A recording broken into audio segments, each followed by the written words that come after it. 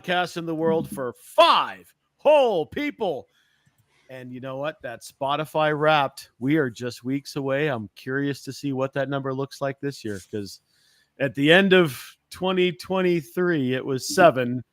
At the end of 2024, it was 5. I guess we're fixing to find out what it looks like at the end of 2025. Welcome to my brothers and idiots. The squad is assembled.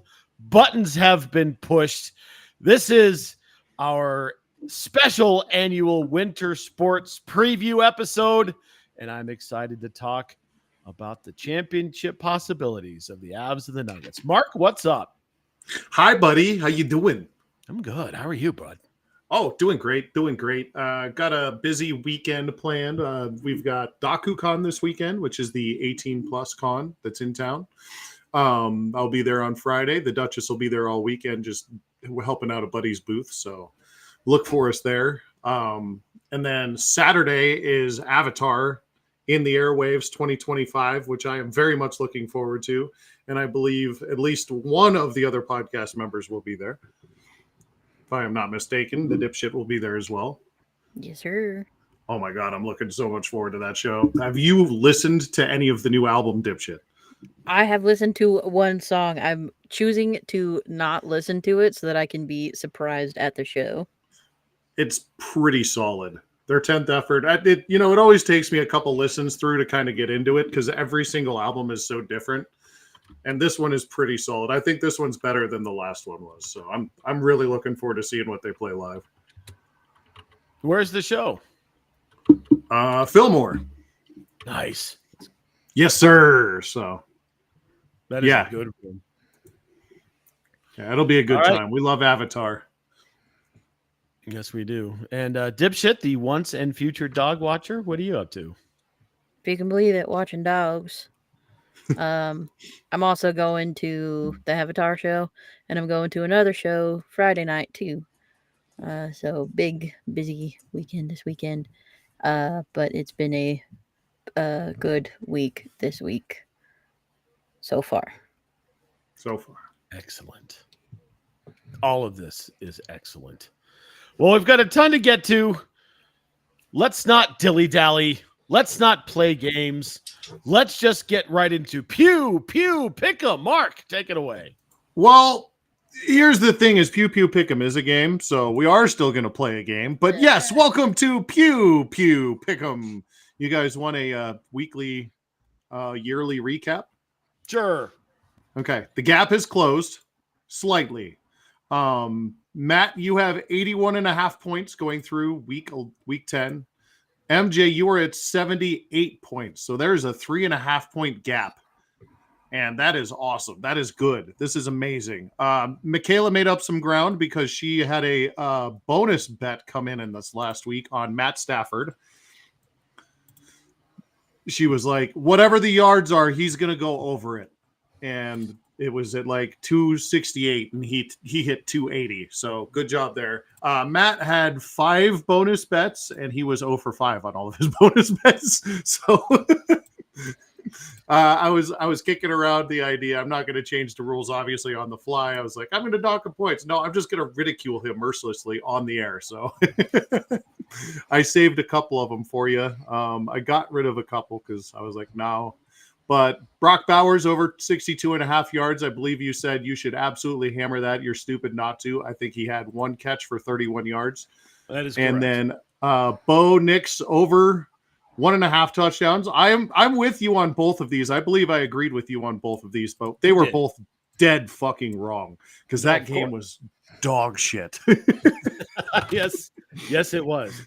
And how funny is it that we started the NFL week with a dog shit 10-7 game and ended the NFL week with a dog shit 10-7 game. Yes, dipshit, you have something to share.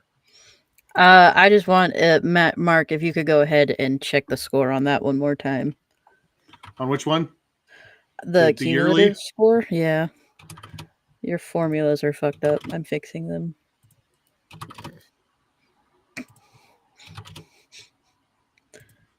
Oh, thank you. I'm 1.5 points behind. Actually, it's closer Yeah. than. Oh, it's way closer. Yeah. 81.5 to 80. Thank you for fixing my formulas. I guess I missed a couple of things there. What you do when you're at work, when you're not supposed to be doing the stuff that you're doing. There you go. So let's get into this week's games. There's not a lot of fun on this week's games. There's a couple of really great games, but there's mostly just garbage this week. So let's get into the first bit of garbage. And we talked about a Thursday night game that was pretty terrible. This one's looking to be pretty terrible too. This is the largest spread of the week in favor of the home team, the New England Patriots, and Drake May, who, don't look now, Drake May is actually the leader on BetMGM for MVP odds right now. So there you go. The Patriots are 13-point favorites over the incoming New York Jets. Yikes. And the total in this one is 43.5. Matt, what do you think about this one? Break up the Jets. They're coming in on a 2-game winning streak after going 0 for the beginning of the season. But that's going to come crashing down to earth. I think they had their one bump of let's rally. They traded away all of our defensive studs and we'll play good football. Going to Foxborough is always a challenge for them. I don't see a world in which this game is close. The Jets games, 15 of the last 19 have gone over. So give me the Pats to cover and I'll take the over. MJ. Ditto, but I want the not cover because the Jets are bad and the Patriots are good. Drake May is pretty good, I guess. I suppose. The Duchess and I sat down and did some picks as well, and the Duchess says that she picked the Jets. She knows that they're going to lose, but she hates the Patriots, so she just picks the Jets. Let's carry on to the next game, and that is the Commanders versus the Dolphins. This one takes place in Miami, guys. The Dolphins are 2.5-point favorites, if you could believe that in this one. 47.5 is the over-under in this one. MJ, what do you think about the Dolphins and Washington? I think it's gonna be kind of bad. I think it's gonna be kind of bad. But to support my narrative, I know that we're not losing. I know that Mike McDaniel is not coming to the Broncos this year. But if he is to come to the Broncos next year, he does need to suck less. So I'm going to take the Dolphins. I will take the cover. I will take the under. Matt. Interesting game that both teams heading to Madrid to play this game. I think this is the first game we've had in Madrid, at least at this particular stadium. Dan Quinn taking over the defensive play calling responsibilities this week. It's going to be interesting because he is a defensive whiz. But the problem with Washington is their offense when Jaden is either not there or not 100%. Teams are focusing on Bill and taking him out of the game. And Terry McLaurin's still hurt. So this whole thing is just problematic. They're also playing on a European field, and they are typically shitty. 72% of 72%, MJ, is picking Miami to win this game. Give me Miami to cover, and with a shitty field, I'll take the under. Is it 72%? Is it 72% because that's the year that the Dolphins went undefeated? No, it's 72%. Are you sure you didn't just make that up because it's the Correct. 72 Dolphins? Correct. I did not. 70%. Point of emphasis, wasn't it also the 73 Dolphins? No, it was the 72 Dolphins. Was it the 72 Dolphins? Okay. Mm-hmm. Okay. Well, let's talk about more bad football. Let's talk about more football thing. Good job. Let's talk about bad football though, because we have to. We have to get through this, guys. In order to talk about the other stuff, we have to talk about this. And this is the Texans and Titans in Tennessee. Yes, that was a lot of T's. The scores, the spread is in favor of the Texans, who are the visiting team, for 7 points. And this is the lowest total of the week at 38.5. Matt, what do you think about the Titans and Texans in Nashville? This could be a trap game for Houston. They've got Buffalo coming up on Thursday, which is a big game for them in the just conference standings. Tennessee's got a decent pass rush. They're 6th in quarterback hits this year, and Houston could be down 2 offensive line starters. Problem with picking this game is we don't know if CJ's coming back or not. Reports are undetermined at this time. If he does, I really like the 7 points, but you're going to make me choose. So I'm guessing that CJ doesn't return. It's Davis Mills time. Give me Tennessee to cover. I do not like them to win the game, but I do like them covering the 7 points. And I do agree. Tennessee games have gone over 13 of the last 20. So give me the over here. MJ. I got confused. Is Tennessee winning or not? No, I like Houston to win, but not by 7. Oh, So the no okay. cover. Yeah. You would say no cover. No cover. That's why I got confused. I think the Titans suck. So give me the Texans. I don't think I don't think they hit the over. I think it's a under. I think these teams are bad. All right. Let's talk about the Bears and Vikings, shall we? That's the next game up here, so we got to talk about it. The Bears and the Vikings are going to meet in Minnesota. The Vikings are favored by 3 at home. The Duchess says they should both die in fire, but the Vikings will probably win because the Bears still suck. So the narrative's still going there. 48.5 is the total in this one. What do you think, MJ? I will agree with Bobby that the Bears still suck in this moment in time. But I will take the under and cover. Yes. Matt. This is a good Minnesota defensive team, although if you watched last week, that penalty fiesta made it look worse than it was in their last game. What Minnesota likes to do is blitz and play zone behind it, which is unusual, and it's actually a recipe for success against Caleb. He doesn't do well against zone coverage, and he does tend to hurry his throws under duress. 65% of the betting public is picking Minnesota, so I will take that and give me Minnesota to cover and the over, please. Over, got it. The next game on the docket is another division rivalry. This is the Bengals. This is the Steelers. This one's happening in Pittsburgh, ladies and gentlemen. 5.5 points in favor of the home team, the Steelers. 49.5 is the total in this one. Matt, what do you think about the Steelers and Bengals? Well, you know, the AFC North is now completely up for grabs. The Pittsburgh offense has been backsliding for 4 straight weeks, but Cincinnati is hot garbage on defense. So this could be a get-right game for Pittsburgh. Key matchup here, strength on strength with TJ Watt and the Pittsburgh D against the team allowing the 3rd fewest sacks this year. Give me Pittsburgh to cover here. Rain in the forecast in Pittsburgh. I am going to take this as an easy under. All right, MJ. I believe the Steelers will continue to free fall. Give me the Bengals and the under, please. That is with your heart. That is with your heart.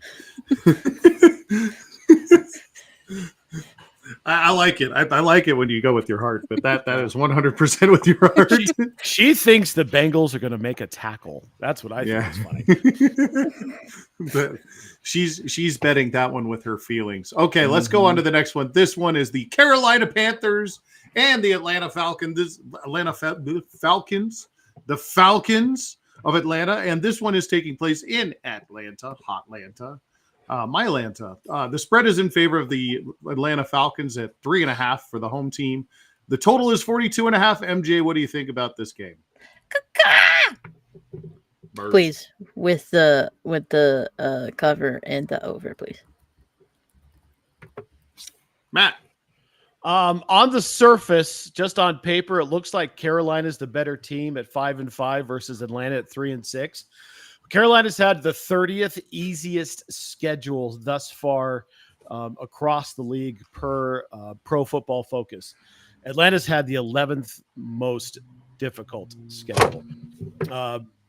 Carolina is only averaging 11.5 points per game their last two, and they're different on the road unless they're playing Green Bay, because we're still not sure what happened there. And Atlanta's halfway decent at home. Give me Atlanta to cover. I'll take the under here and look for Carolina to be playing from behind. So take Bryce over 28.5 pass attempts. Sounds good to me. I have here Bills. The Buffalo Bills. They're going to be welcoming in the Bills of Buffalo. They're getting into Buccaneers from Tampa Bay and Baker Mayfield. The Bills are favored by 5.5 at home. 48 is the over-under in this one. Matt, what do you think about the Bills and Buccaneers? Two pretty good offenses. Advanced analytics from covers.com says that Tampa's going to run less than 62 plays this week. So take Baker under 22.5 completions in a chilly, rainy environment in Buffalo. Buffalo desperately needs to get the ship right after what happened last week in Miami. They're going to look for the win with the Mafia behind them. Give me Buffalo to cover, and I'll take the under. MJ. The Bills no cover under. Also, Matt, can we get an update on Baker's status as not trash? No, Okay. No, we can't get a status. we cannot get an update Okay. Why not? because I decided not to give you one. Live with it. Fucker. But that's your bit. Live with it. It comes when it comes. Good radio. Good radio. Hey, that's what you get for putting me on the spot. You don't Here's get a- me. Hey Matt, what is Baker Mayfield? He's a quarterback for the Tampa Bay Buccaneers. Carry on. No, but what is he? Is he? Would you What's call what's him the next some game? form of garbage? what's the next game? Perhaps is Baker Mayfield trash? Perhaps we should move on to the next game. Packers and Giants in fucking New York. Okay, the Giants are favored, or no, the Giants aren't favored. Sorry, they are home dogs to the Green Bay Packers by 7 points. The over/under on this one is 43.5. MJ, is Baker Mayfield trash? You know, it sounds like we're not going to get an update on the Baker Mayfield situation there, Mark. Reporting from the sideline here in New York, I'm getting word that they're currently in a dumpster fire. So if Baker Mayfield is not trash, the Giants are. Please give me the Packers. Please give me the over, because if Jameis Winston is going to be throwing passes, he will be throwing picks. And I will not take the cover. Thank you. Yep, she alluded to it, Matt. I was going to get you into this, but by saying your favorite backup quarterback of all time gets the nod today. What do you think about this? The first sentence of my notes in all caps are hell yeah, it's Jameis time. This game is going to be nothing if not entertaining because Jameis is going to play, which makes the world a better place. It's an odd game, though, because you've got the interim head coach bump with Daboll getting fired, the new quarterback bump, and a struggling Green Bay offense. The problem for New York is they're 30th versus the run in yards allowed. So I really like Josh Jacobs to go over 79.5 yards in rushing yards this week. It's going to be a sluggish game with a couple of Jameis picks, and at least it'll be entertaining.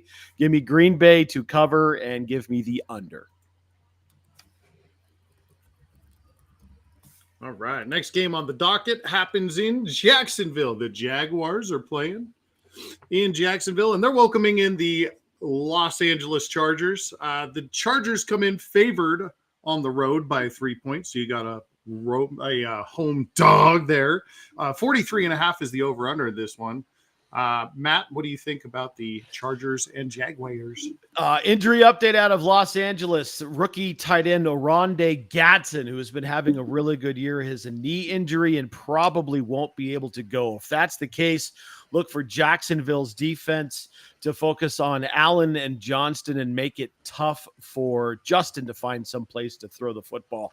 The other side of the ball, Chargers defense is on a heater. They're leading the league with a 0.33 negative expected play average, which means that for every expected play, they're actually turning in a third of a yard less. Those yards add up. 75% of the betting public, 75% of the betting public is picking the Chargers. Give me them to cover, and I'll take the under. What was that number? The first number you gave? And first off, did you say the under on that? I said under. Under. Okay. I did not give. I just gave you a stat. That wasn't. What was that stat though? What was the number on it? Negative 0.33 expected play average. Is that negative 0.3 repeating, of course? No, Kareem, move on. Okay. MJ, what do you got? I think all those numbers are. At least I got chicken. I think all those numbers are nerd shit for cowards. I want the dog. You taking Jags? I'm taking the Jags. I would also like the under, though. Next one is also a divisional game. This one is the 49ers and Cardinals in a battle of, honestly, I don't really care. This game features the Arizona Cardinals, who are a home dog by 2.5 points. This is an over-under of 48.5. MJ, what do you think about the Cards and Niners?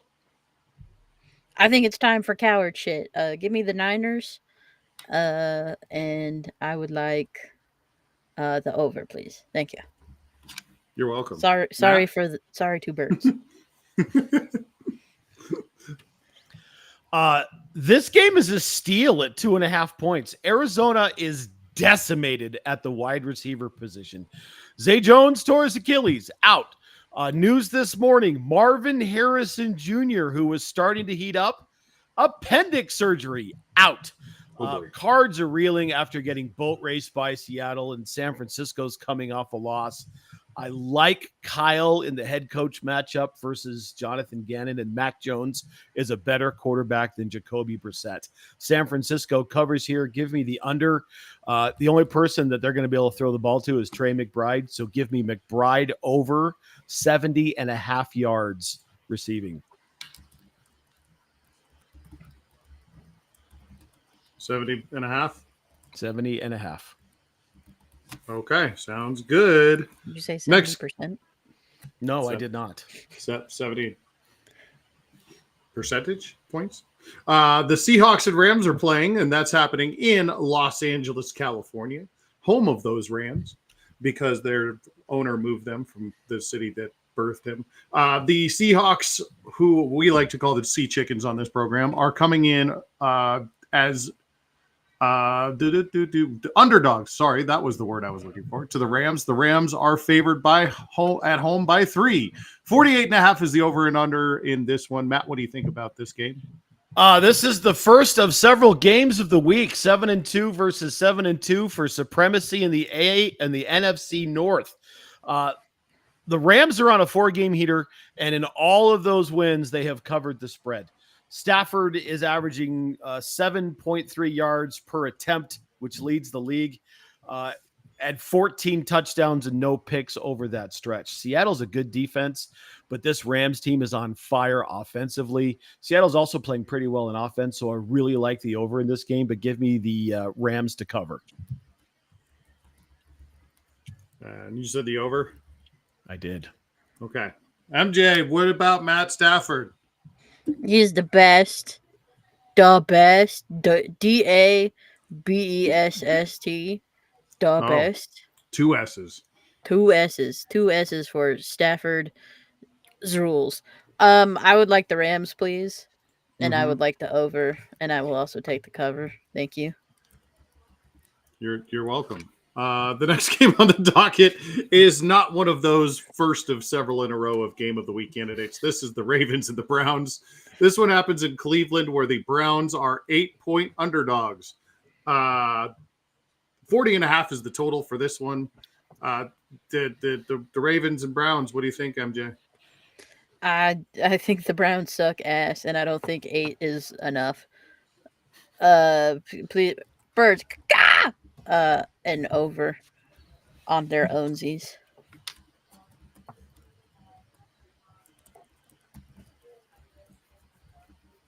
And Matt. Baltimore seems to be back.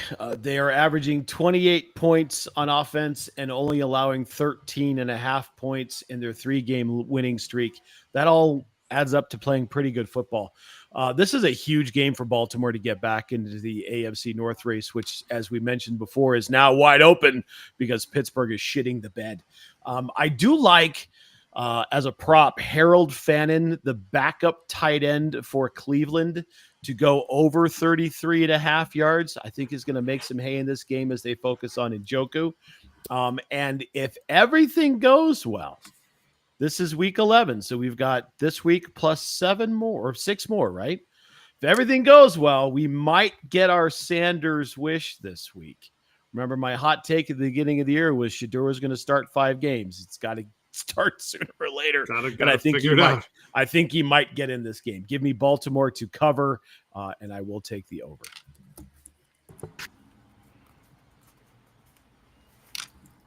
MJ. What? It's your. Oh no, that's not. You already did it. Okay, never mind. Sorry. Jesus, right? People. Well, yeah, that's getting. I'm checking text messages. I'm checking Discord messages, and trying to type all this stuff out. There's too many tabs open in my brain right now. This one's also going to be a good game, guys. The next one on the docket is the Lions and Eagles. This one happens in the city of brotherly loves and cheesesteaks. This one's in Philly, where the Eagles are 2.5-point favorites at home. 47 is the over-under in this one. Matt, what do you think about this? Did that line move? I had it at 1.5.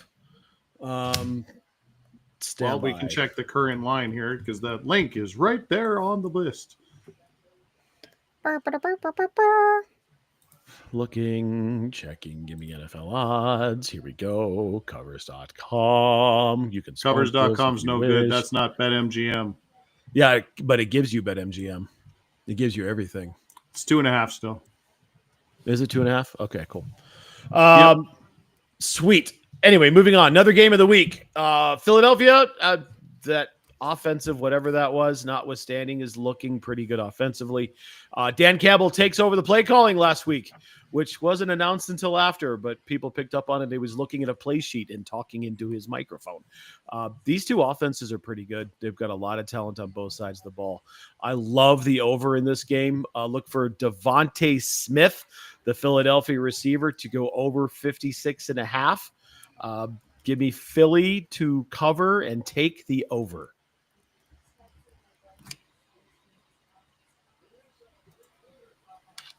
MJ, it's your turn now. You can go. I think It's fine. I think Dan Campbell is going to eat Saquon Barkley physically.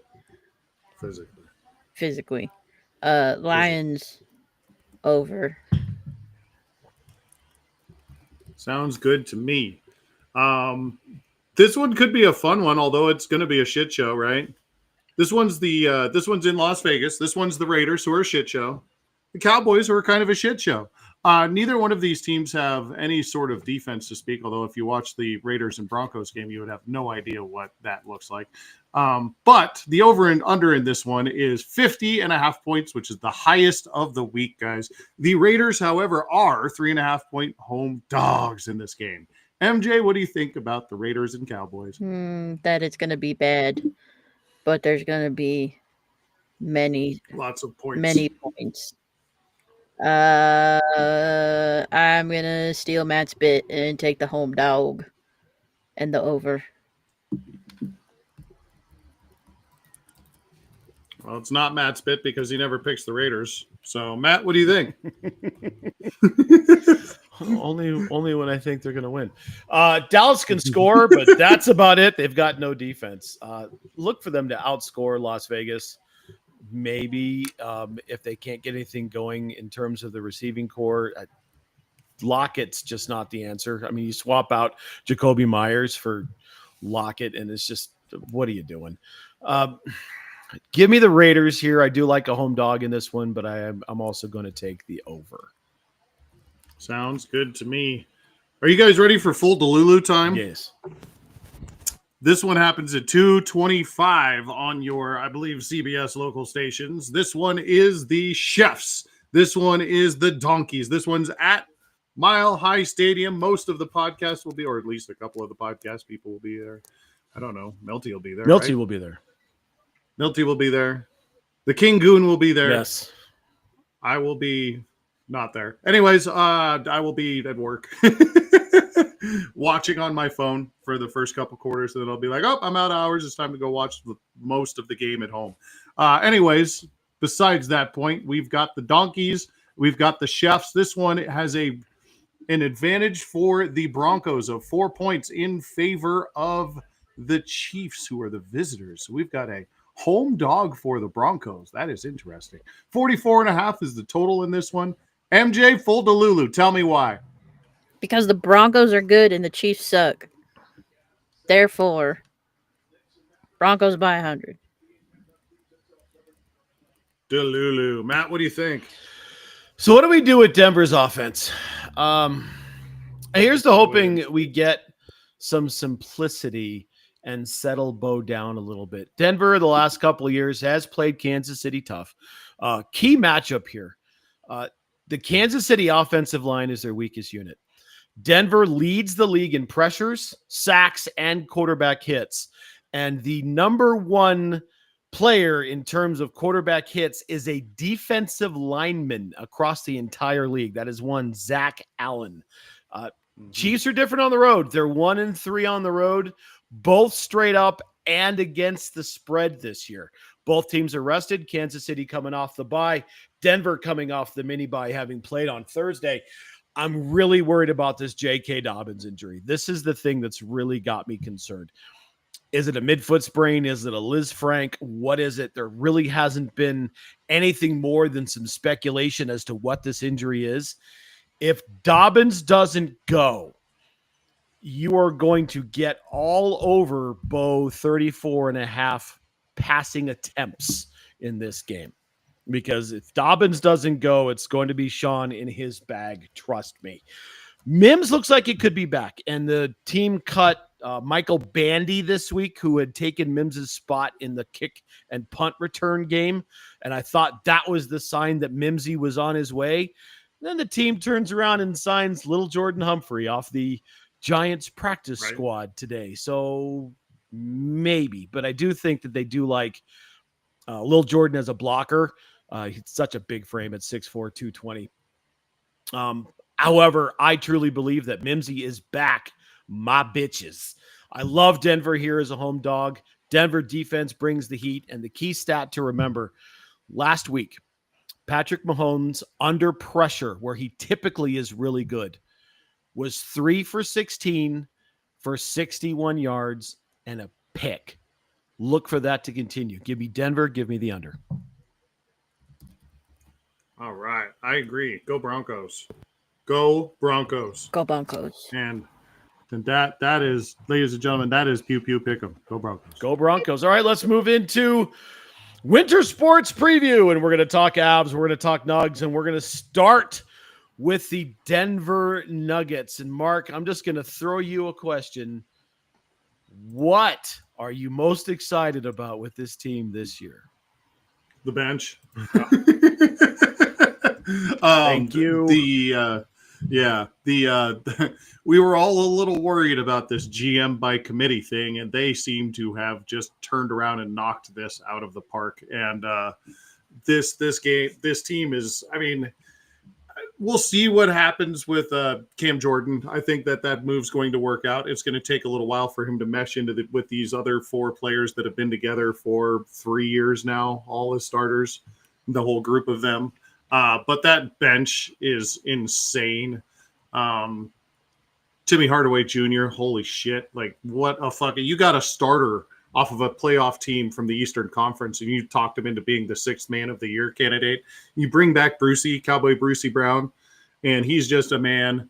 And an understated move, We all loved DeAndre. We talked about Grandpa DeAndre last year, and he was in town against the Nuggets a week or so ago, and it was good to see him. But Big Val's making us not miss DeAndre. As much as I love DeAndre Jordan, Big Val is actually a very complimentary player to what the Nuggets do offensively. And so there's not much. I mean, obviously there's a skill gap between the greatest person on the planet and Big Val, who comes in off the bench and supplements him some minutes, but they can run the same kind of offense and they don't have to transition into something completely different because Big Val moves the ball not as well, but pretty well for a big man, and can play the five. And I think it's a defensive improvement when he's on the floor as opposed to Nikola, who we all love Nikola, but occasionally can be a little bit of a defensive liability because he's got other priorities, right? And it's not all the time, but he does have those moments where you're like, oh, okay, you could have gotten back on that one, buddy. But, you don't fault him for that, for all the other stuff he does. But long and short is you're in the Western Conference where all the good basketball happens, right? You've got the Thunder, the Spurs, Lakers starting off hot. I'm sure at some point we'll see a resurgent Rockets team with Kevin Durant and that, like, they're above 500, but they're not moving up very fast. The Western Conference is where the NBA championship will come out of. And yes, you've got a couple of other teams, including the champion from last year, who are staring down your throat. But I think the Nuggets are primed to be in a great position this year. And it starts with having not 5 or 6 or 7 dudes you can rely on every day, but now you have 8 or 9. And that's huge. That is absolutely huge. And I love to see it. I'm going to go so far as say you have 10. They roll 10 deep every single week and can roll 12 when Zeke and Spencer get in the game. Like, yeah, when you're not relying on Peyton Watson to play significant minutes, but you're relying on Peyton Watson to play important minutes, and he steps up. And let's be honest, Peyton's on a contract here. His contract is up this year, so he's playing to earn it. He's playing really well. You brought it up. You've got Bruce Brown. You've got Tim Hardaway Jr. You've got Jonas Valanciunas. And then you roll any number of combinations of Peyton Watson, Pickett, Strawther, Spencer Jones, and Zeke, just to kind of depending on who's playing well. It's not like you need those guys to play well. It's great if they play well. And that, I think, is the big difference. And you alluded to it, Mark, that the bench is so much better this year. They're averaging 32, just a tick over 37 points this year on 506 shooting. So over 50% shooting. Last year, they were at 26%, so 11 points fewer, and shooting 435. So they're much more efficient this year. And I think a lot of that reflects in their offensive efficiency. MJ, what do you think about the Nugs? That if we're being 100%, I've watched 0 minutes of any game of any basketball. That being said, everything I see on the Twitter machines or other various social medias is that we're good and that Jokic is doing good all the time, always. I haven't seen anything about triple doubles, but I've seen that he's got lots of points all the time. And that we're good. Yes. The biggest difference is, and you're seeing it with the triple doubles numbers, like what was it last night? He didn't have one, but they were still in a comfortable 10 to 12 point lead almost the entire game. I didn't watch the game, but I was watching the score the whole time. He didn't have a triple double. He doesn't have to every night because they have other players that can contribute. And even if, you've got that rare regular season, it's like 50-50 in the regular season, whether or not you're starting point guard or not is awesome. But he's been off to a hot start this year, and he came into camp in shape. Like all the things we wanted out of this team have been happening. And Aaron Gordon is a man possessed. Like, oh my God, he is an MVP candidate if he's on a different team, right? Like, Jesus, some of that 50-point game, that first game, it's been insane. All this Joker doesn't have to do everything anymore. Yeah, He still will. You say that he's still averaging a triple double. So those are coming. Right, They're just because they're so frequent and he does them all the time. It's not necessarily newsworthy. People, you don't see the headline Joker with a triple double. It's kind of assumed Joker's going to have a triple double. And when you get into a comfortable game like they had last night, he didn't play a lot of the fourth quarter. He's not going to have it. But he's playing. I mean, he's at 26, 13, and 11. Points, rebounds, and assists this year. Last year, the first 10 games, he was at 30, well over 13 and a half, and a little over 8. Playing more minutes. He's playing 4 fewer minutes per game. That shit adds up. And the Jonas Valanciunas addition has been spectacular. Mark, you talked about Jamal. He's increased his production the first 10 games of the year. He's got a little over 22 and a half points per game with 5 rebounds and 6 assists versus 18 last year with 4 rebounds and 5.5 assists in more minutes. He's playing 3 fewer minutes. He does circle in more with that second unit. And then you're getting contributions off the bench. And I love your point about Aaron Gordon. Aaron Gordon's stat line this year. Would you like to hear what Aaron Gordon's stat line is so far? Would you like to hear it? Love to hear what my boy AG's stat line is this year. He's averaging 20 per game, which is spectacular. So you got 3 guys over 20, which is great. 5.5 rebounds, almost 2 assists. He's shooting 46% from 3, which is fantastic. It's even better than his improved season last year. But I think what is being underreported, and I think it's super important to realize, what has been the hole in AG's game the last 5 years that everyone could point to and say, you need to get better at this? Free throw shooting. Thank you. 89, almost 90% this year. Good. He listens. God, he listens and improves. This could be the year where we not only get the second all-star that they've been missing in recognition of the efforts of the team. They could have 2 additional all-stars between Jamal and AG because they're both playing out of their damn minds. They should. They absolutely should. And they should. I didn't think there was any world in which Joker could possibly score another MVP. I got news for you. It might happen this year. He is playing that well and will play that well, especially if he's only playing 33 minutes a game. I mean, good God. Sitting down for 11 minutes a game. That shit adds up, right? After 4 games, if he's that's a whole ass game he didn't play after 4 games. Those are crisp passes in June. Yeah, absolutely. Those are crisp passes in June. That's all I'm saying. That is a wrist that has time to heal. That is an elbow that may not give him a lot of trouble. I think it's going to be a 3-team race in the West, Mark. I think it's Oklahoma City. I think it's San Antonio, and I think it's Denver. My concern about San Antonio, they're young. They're the youngest team in the league. I just don't know if they know how to win yet, and I worry about Wemby's health. He missed a lot of last year with blood clots, and someone that freakishly built who grew some. He grew 2 inches over the summer, if you can believe that. That fucking alien's now 7'6". Jesus.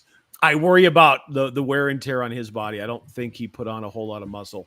OKC is going to have to live with the target on their back, right? This is the first year that they're going to get everyone's best shot. Now, they're in first place in the West and have only lost 1 game all year, and they're looking really good. They're going to be in the same boat as Denver in the next couple of years that Denver was in the last 2 years ago, because they just paid everybody. So they're gonna start to worry about some aprons and who's staying and who's going and whatever. I don't like Houston in the long run. Van Fleet's out for the year. KD is 106 years old. Yeah, the guy can still score. He can still shoot, but something's going to happen. He's going to break down. LeBron hasn't played a game yet. He played 70 games last year. He is already behind that pace with sciatica. Of all the things for an old guy to get, he has a sciatic injury. So his sciatica is acting up. The wear and tear that guy gets in the post, that's going to be an issue. I don't think the Lakers are going to be effective. Yes, Mark? I was tinfoil hat Mark showed up because sciatica is really tough to actually like prove that you have. There are a lot of people in NBA circles saying he's sitting out so he doesn't get involved in any of this gambling hoopla Could be. currently. Yeah, could be. Who knows? The NBA is protecting him. Yeah, well, currently, I mean, and that's why he's sitting. If it's out there, they'll find it because this is a real in-depth investigation. I don't think sitting is going to really protect any of that because it's all stuff that's already happened. It's not like Just keeps him away from the media. He's not away from the media. It's LeBron Yeah. James. He's still talking to the media, so that he loves the spotlight and he'll never shy away from it. That's just the way he is. And the other team really that's could be a challenge is Minnesota. I think they're still immature. They're an absolute head case of an organization. You've got the stifled Tower who could punch one of his teammates at any one time. Ant is fiery. Dort is fiery. Who knows what's going to happen with Minnesota? I just don't think they can hold it together for a whole season. I really like the three teams at the top, and they're going to battle it out all season long. And I think with the depth of the bench and the way they've improved this team, this might be the year to put number 2 on the mantle. Mark, what say you? I agree. They made all the right moves, and early showing is that they're working. You know, they're off to a little bit better start on the win-loss record sheet than they were last year, which is greatly important. And we've both said it a couple of times, letting Joker get the rest in these games while still being on pace to have that frenetic win rate, you're only doing yourself a favor in the long run, right? Like these are important minutes. Plus, you're getting these bench guys comfortable with each other. All of this is good news. I think it's going to be a long basketball season for the Denver Nuggets, and the fact that they will be playing until they hold up the Larry O'Brien. Yes. MJ, final thoughts about the NBA? Go Nuggets. Hooray. All right. Hooray. Well, now I'm going to throw it right back to you because it's time for the NHL preview. Take it away. Ba-da-ba-ba-ba-da-ba-ba. Aki, take time. Hello. So the NHL season started in October. We have played in 17 games thus far, and by we I mean the Colorado Avalanche. We are top of the league in points percentages, and we're tied for first in wins. Everything is great and awesome except our power play, and every time we go into overtime. It's a fucking crisis, and every time we go on the power play, it's a fucking crisis. It feels like we're coached by fucking John Tortorella, and I do kind of want to drop kick Dave Hackstall out of a window. That being said, everyone is playing very, very well. Nathan McKinnon is Jesus Christ on the ice at this point in time. Victor Olofsson is a surprise, not like a surprise, but doing very, very well this season, as opposed to what you would expect. Val Nichushkin was doing great. He's injured now. Cool. Thank you. Awesome. Him along with Kivi Uranta and Sammy G and LOC still from last year. Lecky doing good. For our babies, we have Bardakov doing good. Brindley doing good. Doing good enough we signed him because he won us an overtime game, and that was fucking miraculous enough that they were like, give that bitch some money. Otherwise, everything good. Defensive good. Offensive good. Parker Kelly good. Avs good. Except for the power play and anytime we go into overtime. Do you think maybe we solved the overtime bugaboo by being able to actually win an overtime game? Well, we won an overtime game. It was so surprising that we won an overtime game that we gave Gavin Brindley fucking $3 million for 2 years. So, I don't know. Maybe we'll see. I would also prefer if they just like didn't go to overtime. We can just skip the overtime points if we just simply do not go to overtime. I'm fine with that. I'd prefer if we'd win in regulation and get the extra points, please. Thank you. Why don't they have any shootout people? They they are dreadful on the shootout. Yeah, I don't know. Parker I've never seen it this bad. Parker Kelly. Well, we've only gone to I think 2 shootouts. Mhm. And it was dog shit both times. Val Mhm. made 1 shot and no one else made any. I do think we should be putting Parker Kelly on the shootout because I don't know what the fuck is wrong with his backhand, but no one can stop it, which is hysterical. We should also probably be putting out like Brindley and probably like Bardakov. I don't know, maybe Kale. I don't care. Just try other dudes, please, preferably new dudes. Try new dudes, or better yet, don't make it to the shootout. Not a problem if you're not in the shootout. You just win first. You don't have to go to the shootout. Penalty That would be shots preferable. not that common. You don't need to practice it that much. But yeah, keep practicing getting the fucking puck in the net on the power play, please. Thank you. So, what is the problem with the power play?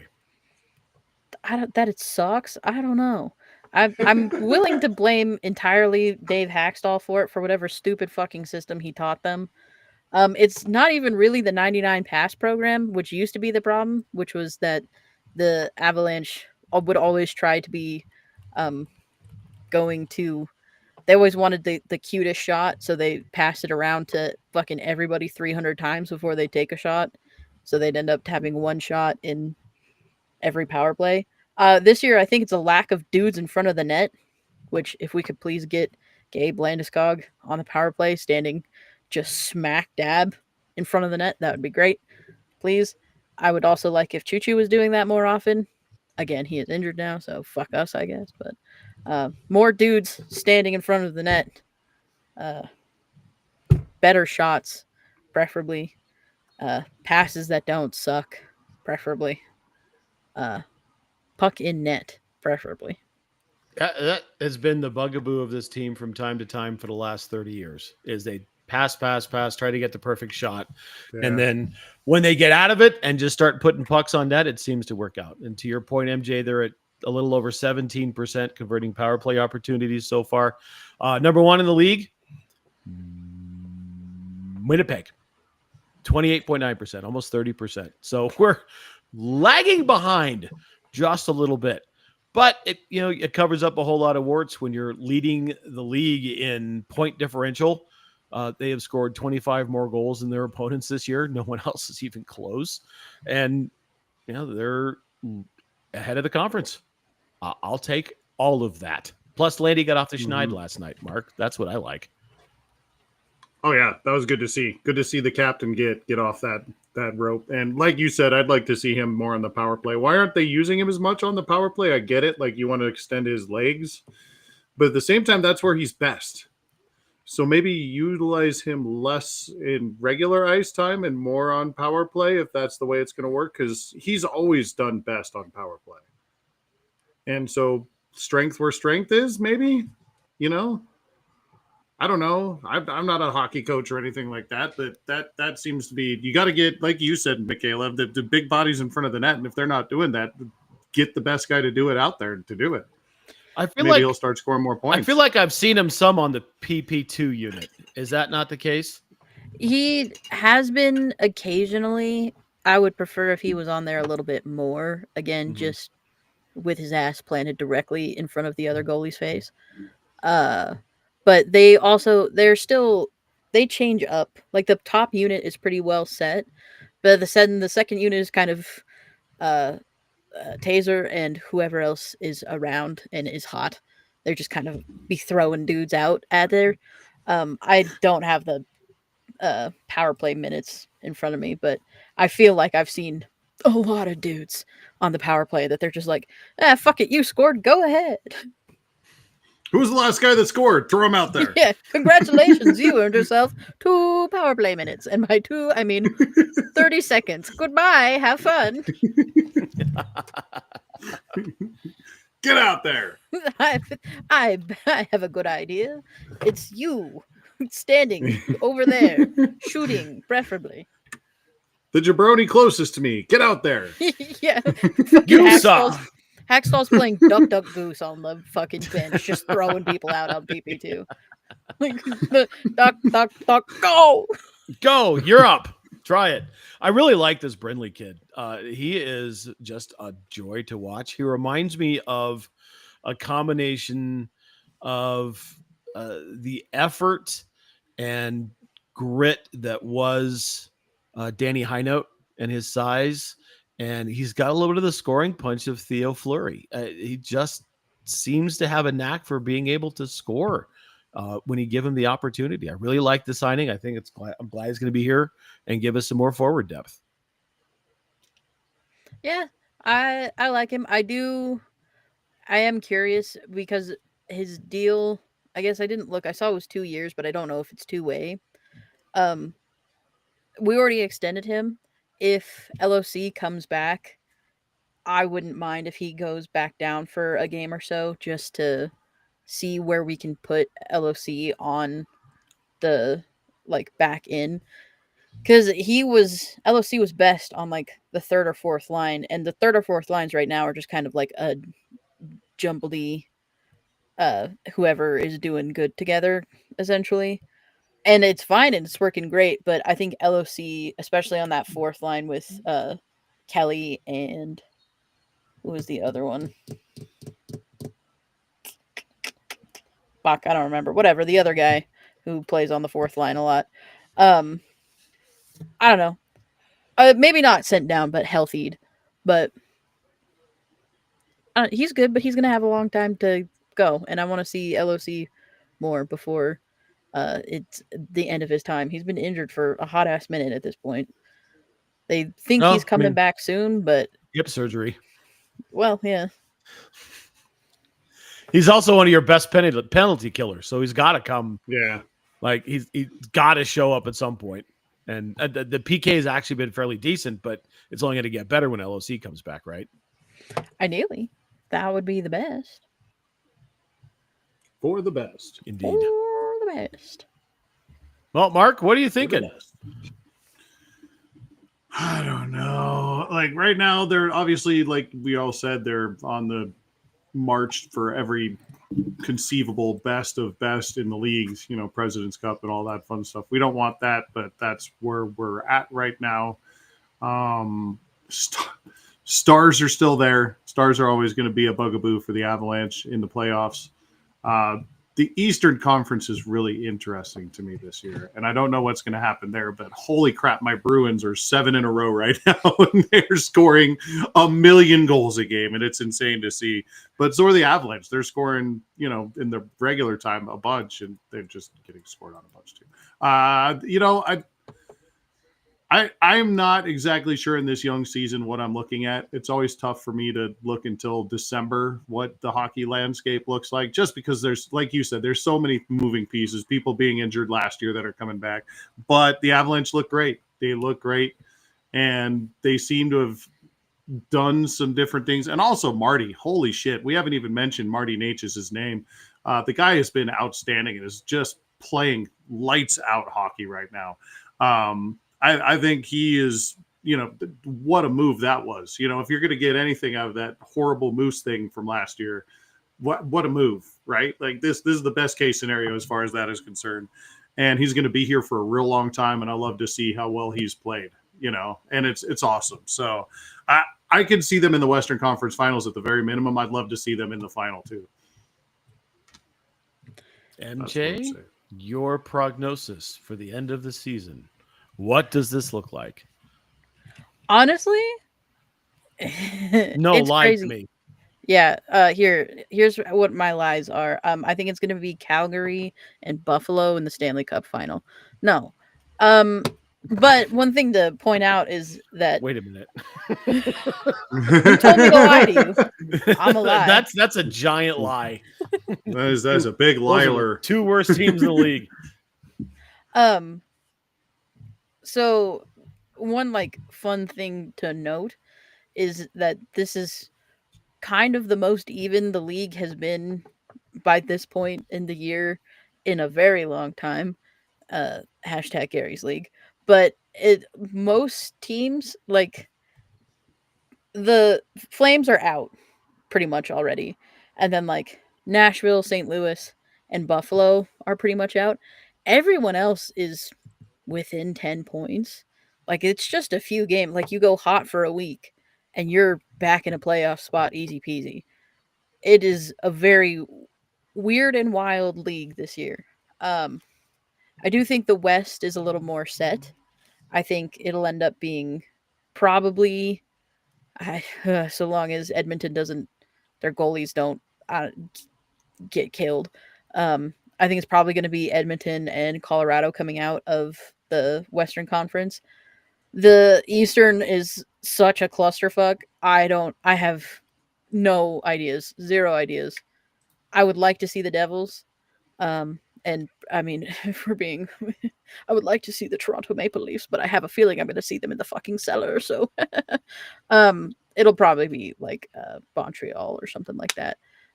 It's so weird. The East is so fucking weird this year. I do think that if Vancouver, can I be real with you about your Maple Leafs real quick before you go on? no, I don't want to talk about it. No, shut up. No, I don't want to talk about it. Wouldn't it be nice if you didn't have to worry about the Maple Leafs for a year in the playoffs? Wouldn't that be nice just once? I don't know. No, because they're gonna get into the playoffs and then they'll get crushed. I don't.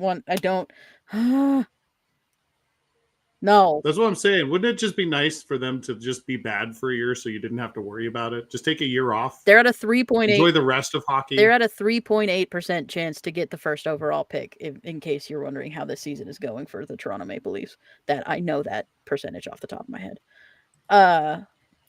I would also like if Vancouver would continue sucking so that Quinn Hughes can get traded to the Devils at the trade deadline for like 1 million pieces. I think that would be hilarious. That's the real thing that I'm playing for. So I want Vancouver to suck so that we can get dumb trades. Give me dumb trades. Dumb trades would be fun. And I think you're spot on about Edmonton. They've got to get their goaltending situation figured out. And I think they got to play a little bit better defense in front of their goaltenders. Yeah, they've got 20 points, but they're at a -8 goal differential. Like, you've got a winning record, but you've actually given up more goals than you scored. That doesn't seem to be a sustainable recipe for success. Wait, who are you talking about? Edmonton. They don't have a winning record. They're 8-6-4. What the fuck am I looking at? Never mind. I don't know. Never mind. Oh, I'm looking at their fucking regulation record. Okay. Oh. Continue. I was looking at the wrong thing. I was like, that says 4-6-7, dog. No, they're 8-6-4. They're third in the Pacific. Well, they won a game today because I hadn't refreshed, and it was that's why I was like, I'm confused. Oh, they won a game already today. Yeah, they've won 2 in a row. Good for them. I mean, you would like their defense to be better, but you need a save, and they're getting fuck all. What's their team save percentage? Last I saw was like 0.67. 0.88 is what it is now. Is that still Skinner? Jesus. It's Skinner and Calvin Pickard. Oh, Calvin Pickard. Oh my God. He's about 300 years old. Yeah, because I remember that guy was here in the early 2000s. League average save percentage right now is 915, and they're at an 888. Oof. Yeah, that's not even objectively horrible. No. That's just horrible. But you know what? Just regular horrible. This is what happens when you're too top heavy. Colorado faced this thing 2 years ago. They got too top heavy. It needed to add some depth to it, and look what they're doing now. Edmonton is too top heavy. They've got a ton of money tied up into Draisaitl and Hockey Jesus, and don't have anything to pay anybody else with. I guess I don't know their cap situation off the top of my head, but the problem is not McDavid and Draisaitl. The problem is the Nurse contract and what was the other one? Nick Nurse. I forgot. Not Nick Nurse. Darnell. Yeah, Darnell Nurse and Evan Bouchard. Those are the two fucking albatrosses right now. Right. You would want you would need them to pick up the fucking pay. Well, obviously RNH is hurt. Not RNH. Who the fuck was I just talking about? I'm sorry, I had a stroke. Nurse. Nurse and Bouchard. Bouchard, the two defense. Bouchard. You would want them to fucking pick up the pace a little bit. because they are getting paid like a metric shitload of money. But also, you would want fucking what's his name? Whoever is not Ken Holland, but whoever knew Ken Holland is, to like make some calls and get some fucking like get a goaltender. Like Buffalo is swimming in goaltenders. Please just go get one of them. Go get one of them. Like please, God, just go get a warm body that you don't have to fucking bungee cord to the net, please. Like Goldberg, the goalie. Yeah.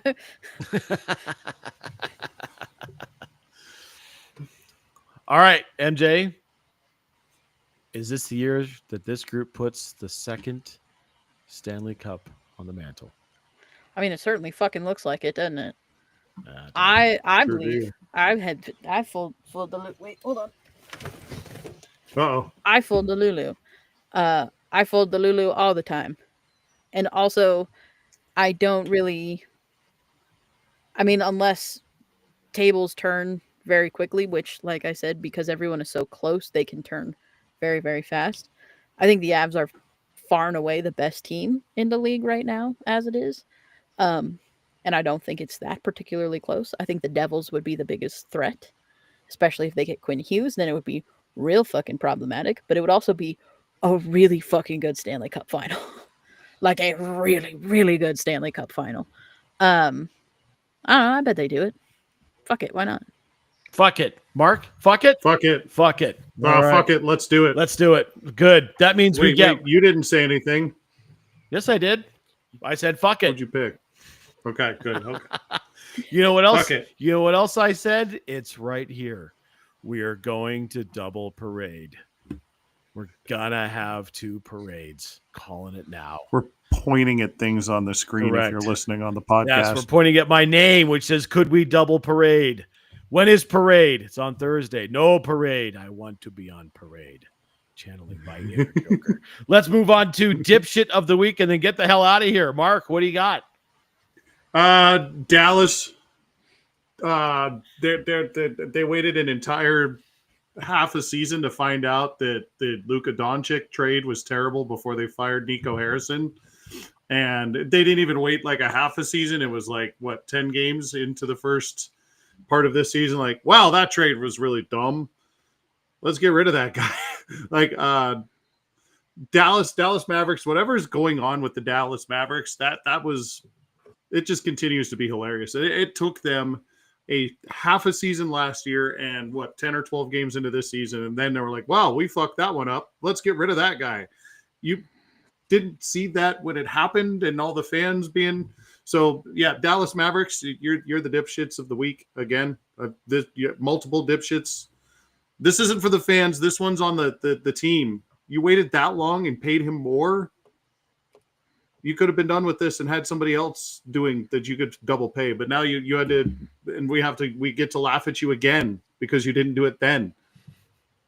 One of the worst trades of all time. And he will live with that moniker of all time. And Cooper Flagg's not playing great. Yeah, right. The trade is not working out. So Dallas Mavericks, you are the dipshits of the week. MJ.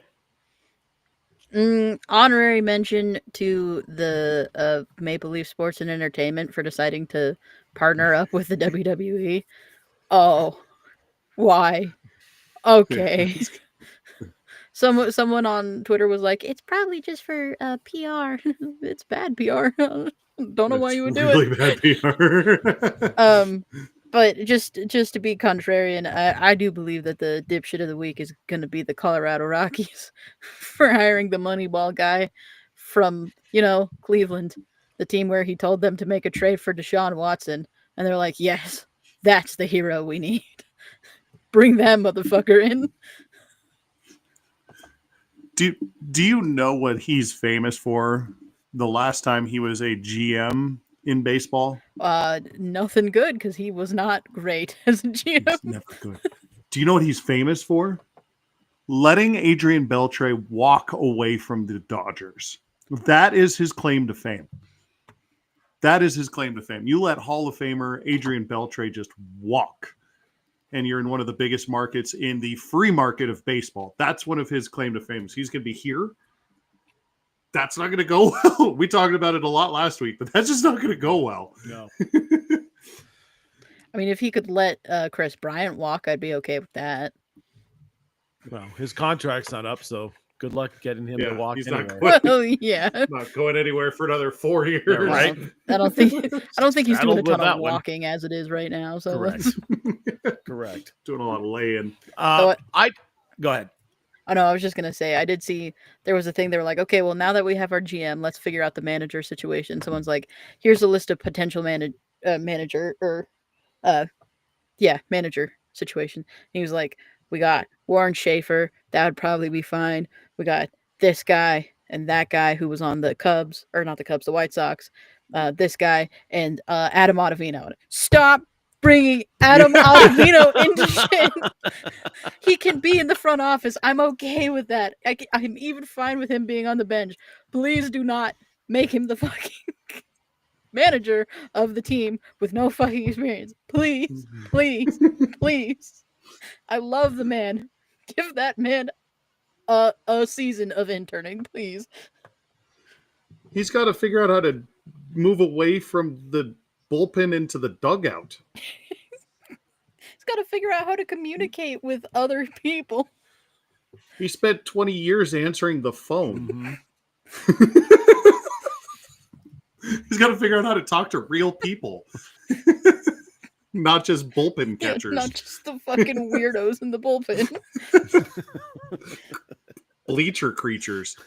He's got to figure out how to talk to real baseball players. I do unironically want him in the front office but in the dugout. I do not care which. I just do not want him in charge. Not to start, please. Please. Build up to it. Yes. Agreed. All right. I don't know if you've seen it yet or not, but a podcast just dropped with a Jamoke that I don't know, Logan Paul and Neil deGrasse Tyson. Jesus Christ.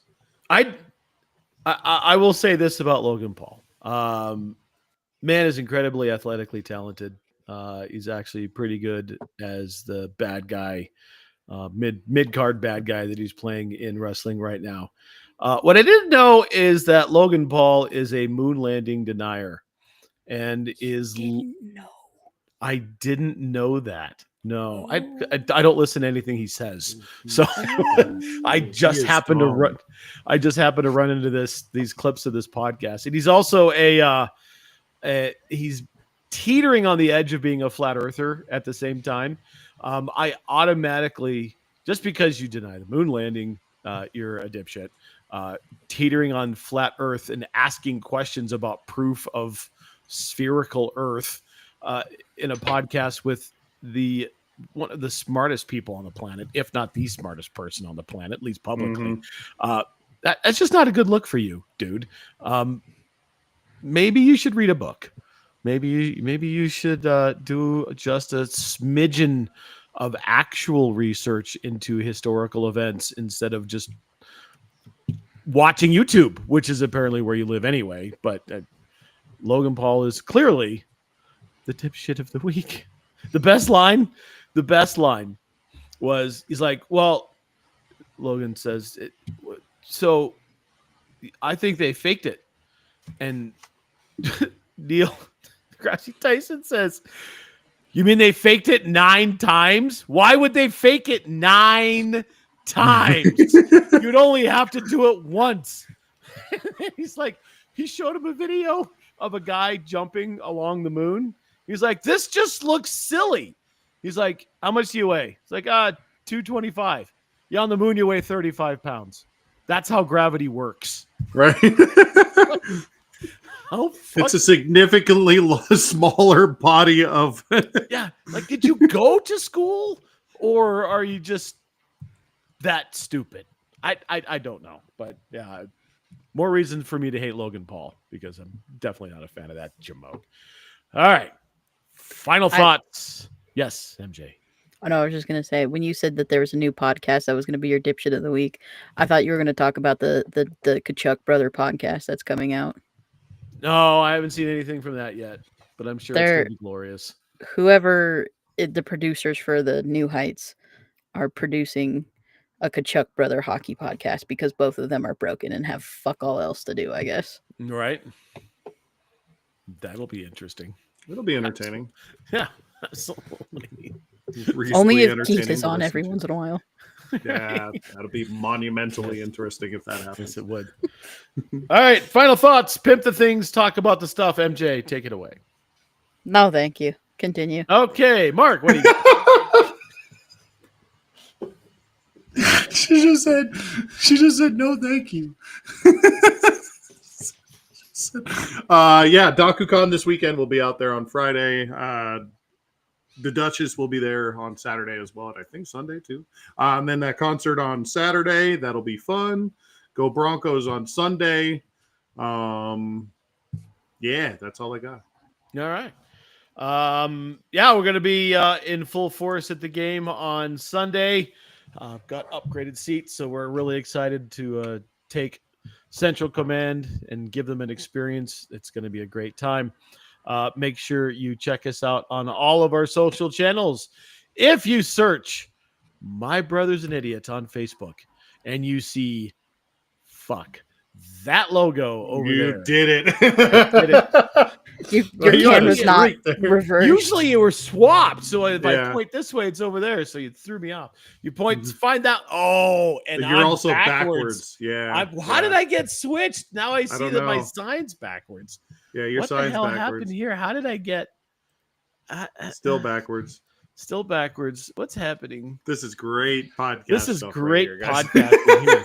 Let's try that. Did that After work? an hour, You got 15 nothing. minute You're not even pod. there. Now he's gone. Now I'm gone completely. Wow. Oh, Matt here we has go. become Let's do a that. black square. There. Look. Oh, there you go. Now, see if I'd have done it right. That's what threw me off. Is somehow it didn't get mirrored. So if you look at that over there, see that logo in the corner that I'm pointing to, you at home that you can't see if you're not watching or just listening. I'm pointing at our logo. Find it. You can find that logo. Jump in. Tell us things. We love to hear people tell us things. You can also find us on Twitch, Twitter, and TikTok at the Idiot Goons. Mark's Twitch, Twitter, and TikTok are at Poffletime. You can find me on Twitch and Twitter at Poffleupagus or on TikTok at King Goon Smoke. What'd you guys think of the smoked stuffed pickles? They look delicious. They were pretty good. Look delicious. They were pretty good. For the absent Milty, we love you, Milty. Milky. For the dipshit and the idiot, make sure you take care of yourselves, take care of your families, and take care of each other. This has been My Brother's an Idiot. We'll catch you next time. See ya, bruh.